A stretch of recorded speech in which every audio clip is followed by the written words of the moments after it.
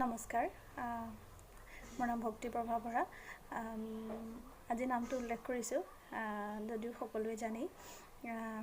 আজি মোৰ চেনেলৰ অন্য এটা ভিডিঅ'লৈ আপোনালোক সকলোকে স্বাগতম জনাইছোঁ আৰু আজি অকণমান ভিডিঅ'টো বেলেগকৈ কৰোঁ বুলি ভাবিলোঁ বেলেগ মানে মই ভাবিছোঁ যে ছাত্ৰ ছাত্ৰীসকলৰ বাবে উপযোগী হোৱাকৈ সত্ৰীয়া নৃত্যৰ ওপৰত টিউটৰিয়েল ক্লাছ আৰম্ভ কৰিম আৰু সেইবাবেই মই আজি এই ভিডিঅ'টো আপোনালোকৰ আগত আৰম্ভ কৰিলোঁ। সত্ৰীয়া নৃত্য হৈছে ভাৰতৰ সংগীত নাটক একাডেমীৰ দ্বাৰা স্বীকৃতিপ্ৰাপ্ত ভাৰতীয় শাস্ত্ৰীয় নৃত্যসমূহৰ ভিতৰত অন্যতম এটি নৃত্য হৈছে সত্ৰীয়া নৃত্য। আৰু আমি সত্ৰীয়া নৃত্য শিকিবলৈ হ'লে প্ৰথমতেই আমি জানিব লাগিব যে মাটি আখৰা কি বা মাটি আখৰাসমূহ কেনেধৰণে কৰে সেইখিনি কথা আমি জানি ল'ব লাগিব। প্ৰথমতেই কওঁ যে মাটি আখৰা মানে হৈছে যে মাটিক আশ্ৰয় কৰি যি আখৰা কৰা হয় সেয়াই হৈছে মাটি আখৰা আৰু সত্ৰীয়া নৃত্য নাচিবৰ বাবে মাটি আখৰাসমূহ কৰি সত্ৰীয়া নৃত্যৰ বাবে আচলতে উপযোগী কৰি লোৱা হয় শৰীৰটো। গতিকে আৰু আপোনালোকক মই আজি আৰম্ভ কৰিছোঁ সত্ৰীয়া নৃত্যৰ ক্লাছ কৰিবলৈ আৰু আপোনালোকৰ শিশুসকলক এই ভিডিঅ'সমূহ দেখুৱাব তেওঁলোকে অকণমান কিবা নহয় কিবা এটা শিকিব পাৰিব বুলি মই ভাবোঁ আৰু মই চিলেবাছ অনুসাৰে তেওঁলোকক মই ভিডিঅ' আগবঢ়াই যাম বুলি মই ভাবিছোঁ। গতিকে আপোনালোকে ভিডিঅ'সমূহ চাব আৰু এতিয়া কওঁ মই যিহেতু আপোনালোকক মাটি আখৰা কাক বোলে সেইটো ক'লোৱেই আৰু দ্বিতীয়তে আজি মই আপোনালোকৰ আগত হস্তৰ বিষয়ে ক'ম যিখিনি সত্ৰীয়া নৃত্যত ব্যৱহাৰ হয় আৰু অকণমান ঠাইখিনি অকণমান ভাল কৰি যিখিনি শৰীৰৰ দ্বাৰা মানে শৰীৰ অনুশীলন কৰিবৰ বাবে যিখিনি আমি সত্ৰীয়া মানে মাটি আখৰা কৰোঁ সেইখিনিও আপোনালোকৰ ভিডিঅ' মই লাহে ধীৰে আগবঢ়াম কিন্তু আজি যিহেতুকে মই ভিডিঅ'টো আৰম্ভ কৰিলোৱেই গতিকে মই আপোনালোকক আজি কেইপ্ৰকাৰমান হস্ত মুদ্ৰা প্ৰদৰ্শন কৰিম। হস্তসমূহ প্ৰদৰ্শন কৰাৰ আগতেই আমি হস্ত কেইপ্ৰকাৰৰ সেইখিনি কথা আমি জানি ল'ব লাগিব। শ্ৰীহস্ত মুক্তাৱলীৰ মতে হস্ত হৈছে সৰ্বমুঠ 3 প্ৰকাৰৰ। প্ৰথমবিধ হৈছে সংযুক্ত হস্ত, অসংযুক্ত হস্ত আৰু নৃত্য হস্ত। সংযুক্ত হস্ত মানে হৈছে যে সংযুক্ত যিহেতুকে সংযোগৰ কথা কৈছে সংযুক্ত হস্ত মানে হৈছে দুইখন হাত আমি ব্যৱহাৰ কৰি আমি যিখিনি হস্ত আমি প্ৰদৰ্শন কৰিব পাৰোঁ সেইখিনি হৈছে সংযুক্ত হস্ত। উদাহৰণস্বৰূপে যদি মই দেখুৱাওঁ তেনেহ'লে আমি দুইখন হাত ব্যৱহাৰ কৰি আমি কি কৰিব পাৰিম আমি এনেধৰণৰ এটা মুদ্ৰা আমি প্ৰদৰ্শন কৰিলোঁ আমি ইয়াত দুইখন হাত ব্যৱহাৰ কৰিছোঁ গতিকে এইটো হৈছে সংযুক্ত হস্ত। আৰু অসংযুক্ত হস্ত হৈছে যে আমি এখন হাতেৰে আমি যিখিনি আমি দেখুৱাব পাৰোঁ যেনে ধৰি লওক আমি অলপদ্ম দেখুৱালোঁ বা আমি সৰ্পশিৰা দেখুৱালোঁ তাৰপিছতে ধৰি লওক মই মুষ্টিক দেখুৱালোঁ শিখৰ দেখুৱালোঁ গতিকে তেনেকুৱা কথা আৰু নৃত্য হস্ত নৃত্য মানে হৈছে কি যে অভিনয় বিবৰ্জিত আচলতে নৃত্য ইয়াত উচ্চাৰণসমূহ অকণমান মন কৰিলে যি নৃত্য শব্দটোত য'ত দন্তীয়া তৎ জকাৰ থাকে নৃত্য সেই নৃত্য বুলি ক'লে আচলতে আমাৰ গোটেই আমি নৃত্যখিনিয়ে তাত মানে সাঙুৰি পেলাব পাৰোঁ যেনে সত্ৰীয়া নৃত্য ঝুমুৰা নৃত্য বিভিন্ন ধৰণৰ সৃষ্টিশীল নৃত্য কিন্তু নৃত্য তত্ত্ব সেইটো হৈছে যে অভিনয় বিবৰ্জিত। কিহৰ কাৰণে অভিনয় বিবৰ্জিত বুলি কোৱা হয় আচলতে সেইসমূহ হস্তৰ দ্বাৰা আমি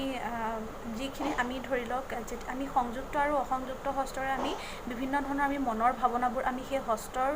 মুদ্ৰাৰ দ্বাৰা আমি প্ৰকাশ কৰিব পাৰোঁ কিন্তু নৃত্য হস্ত হৈছে যে সেই হস্তসমূহৰ দ্বাৰা আমি ভিতৰৰ যিখিনি আমাৰ মনৰ ভাৱ আমি সেইখিনি আমি এক্সপ্ৰেছ কৰিব নোৱাৰোঁ বা সেইখিনি আমি মানে ভাল ধৰণে আমি সেই প্ৰকাশ কৰিব নোৱাৰোঁ আৰু এইখিনিতে মই কওঁ যে সংযুক্ত হস্ত হৈছে 14খন অসংযুক্ত হস্ত হৈছে 30খন আৰু নৃত্য হস্ত হৈছে 30খনেই কিন্তু সত্ৰীয়া নৃত্যৰ ক্ষেত্ৰত বেছিকৈ মানে সংযুক্ত হস্ত আৰু অসংযুক্ত হস্ত এইকেইখন হস্তহে আচলতে বেছিকৈ ব্যৱহাৰ কৰা হয় আৰু আজি আপোনালোকক মই প্ৰথমতেই দেখুৱাম পতাক হস্ত। অসংযুক্ত হস্তৰ হয় আজি এইখিনি পতাক হস্ত আৰু এই হস্তবিধ আচলতে দেৱ দেৱীসকলে যেতিয়া আশীৰ্বাদ দিয়াৰ ক্ষেত্ৰত এই ধৰণৰ হস্ত ব্যৱহাৰ কৰা হয় এনেকৈ ধৰণে আৰু ইয়াৰ উপৰিও আচলতে বিভিন্ন ক্ষেত্ৰত ব্যৱহাৰ কৰা হয় এই ধৰণৰ হস্ত আৰু 2 নম্বৰতে মই আপোনালোকক দেখুৱাম অলপদ্ম হৈছে এয়া অলপদ্ম আৰু এই হস্তৰ দ্বাৰা আমি ফুল দেখুৱাব পাৰোঁ ফুল দিয়াৰ ক্ষেত্ৰত আমি এনেকৈ ব্যৱহাৰ কৰিব পাৰোঁ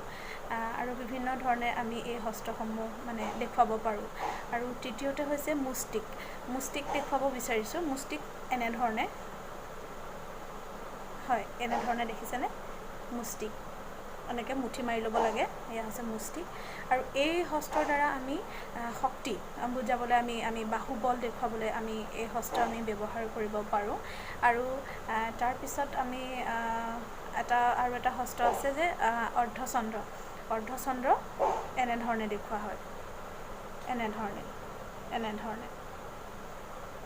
এনেধৰণে দেখুওৱা হয় দেখিছেনে এয়া এনেধৰণে আমি দূৰৰ কিবা এটা বস্তুৰ ক্ষেত্ৰত আমি যদি দেখুৱাবলৈ যাওঁ তেতিয়াহ'লে আমি এনেকৈ ধৰণে আমি দেখুৱাব পাৰোঁ আৰু তাৰপিছত হৈছে পদ্মকোষ এনেধৰণে দেখুৱাব পাৰি দেখিছেনে